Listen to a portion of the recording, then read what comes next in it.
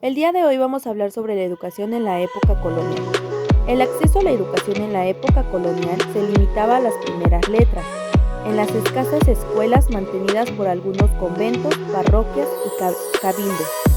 Sin embargo, pocos podían asistir a estos establecimientos, que además no contaban con la infraestructura adecuada. Gran parte de la formación se realizaba al interior del hogar, en el caso de la clase alta o bien en los talleres, en calidad del aprendiz o algún oficio o en labores agrícolas. Existían 4 tipos de establecimiento de las primeras enseñanzas: las escuelas de mínimos, de menores, de mayores y de latinidad. Las 2 primeras, las más numerosas, se asistían especialmente para aprender a leer, escribir y rezar. Las escuelas mayores enseñaban además gramática, principios de aritmética, catecismo y escritura por medio de dictado. Las escuelas de la natividad eran las más excepcionales y conducían a estudios superiores. En 1803 en Santiago solo había una latinidad. En el resto de las provincias algunos preceptores hacían un curso separado de latín para los que querían incorporarse a él. Uno de los pocos documentos que ilustraban el estado de las escuelas sostenidas por el Cabildo y particulares provienen de un informe que data de 1803.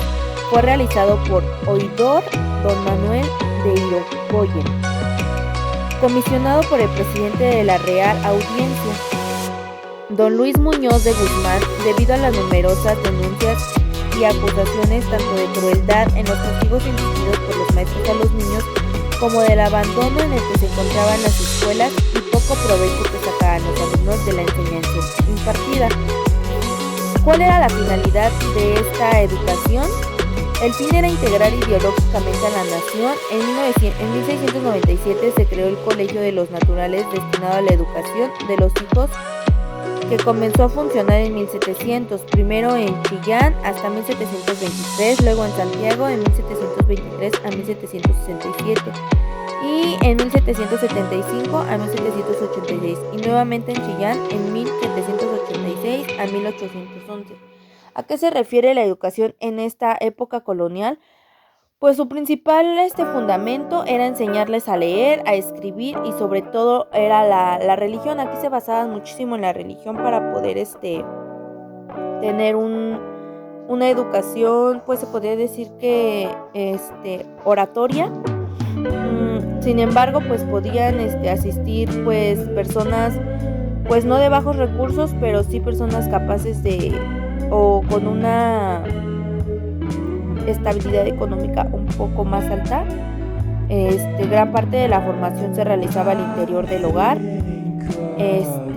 Tenían diferentes talleres, como lo mencioné anteriormente. Enseñaban la gramática, enseñaban la escritura, aritmética y el catecismo.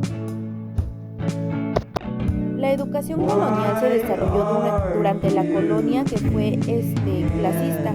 Esto quiere decir que las clases sociales dominantes tenían acceso a todos los niveles de educación, mientras en los grupos sociales dominados tenían solo la educación elemental o simplemente no tenían acceso a ella. ¿Qué se enseñaba en la época de la colonia? La educación en Panamá por la educación colonial estaba dirigida a manos de órdenes religiosas. Durante esta época enseñaban religión católica, escribir y hablar castellano, matemáticas, álgebra. A esta educación los únicos que tenían derecho y privilegio eran todo aquel estudiante limpio de sangre, fiel y que impartía la educación en la época colonial. Fue la Iglesia Católica la responsable de la educación de los naturales, los frailes, los franciscanos, dominicos y agustinos.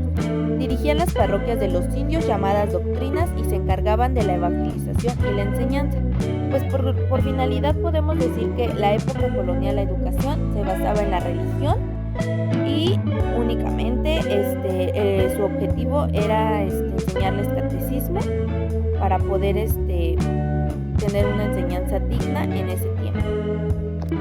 Les agradezco por su atención, espero y le hayan entendido este tema y haya sido de útil enseñanza para ustedes y una buena información. Mi nombre es Leticia Jocelyn Cruz Reyes y agradezco muchísimo la atención.